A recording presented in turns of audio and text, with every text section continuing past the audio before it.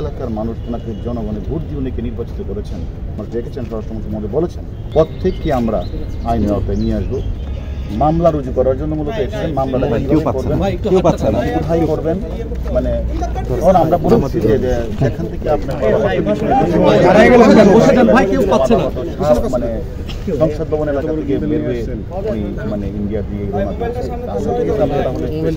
থানা একটি মামলা এবং আমাদের রেজিস্ট্রাররা যারা রয়েছে তারা শের বাংলা মামলা রুজু করার জন্য তাকে হেল্প করছে, গাইড করছে এবং মামলাটা আমি মনে করি আজকের মধ্যেই মামলাটা রুজু হয়ে যাবে।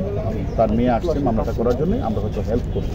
এই হেল্পের জন্য মূলত আসলে এই ঘটনাটা মানে আমাদের মানে জনপ্রিয় সংসদ সদস্য জিনাদের কালীগঞ্জ এলাকা এবং আমরা আসলেই মানে তার এলাকার জনগণ সুখে মুজিবাদ আসলে আমরাও মানে অত্যন্ত মানে যে নিষ্ঠুর হত্যাকাণ্ডটা যে আমাদের মাননীয় স্বরাষ্ট্রমন্ত্রী অলরেডি বলেছেন আপনাদের, এই জন্য আমরা মনে করি আমরাও আমাদের তদন্ত যে কাজটা চলছে এটা আসলে স্বাভাবিক কারণেই আমরা অত্যন্ত অধিক গুরুত্ব দিয়ে আমরা কাজটা করছি। কারণ ইনি একজন জনপ্রিয় পার্লামেন্ট মেম্বার, তিনবারের মেম্বার, এলাকার মানুষ ওনাকে জনগণের ভোট দিয়ে উনিকে নির্বাচিত করেছেন।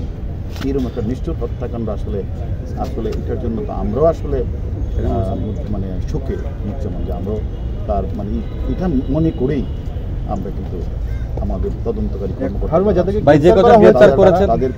আমাদের তদন্তকারী কর্মকর্তারা কিন্তু কাজ করেছেন। নিবিড়ভাবে আমরা ইন্ডিয়ান পুলিশের সাথে কাজ করছি এবং আমাদের কাছে কয়েকজন আছে, তাদের সাথে আমরা প্রতিক্ষণেই কথা বলছি, অনেক তথ্য পাচ্ছি। এই তথ্যগুলি আমরা এখন তদন্তে আপনারা হয়তো আমরা দেখেছেন স্বরাষ্ট্রমন্ত্রী মহোদয় বলেছেন তদন্তের স্বার্থে আমরা এখন বলতে চাচ্ছি না।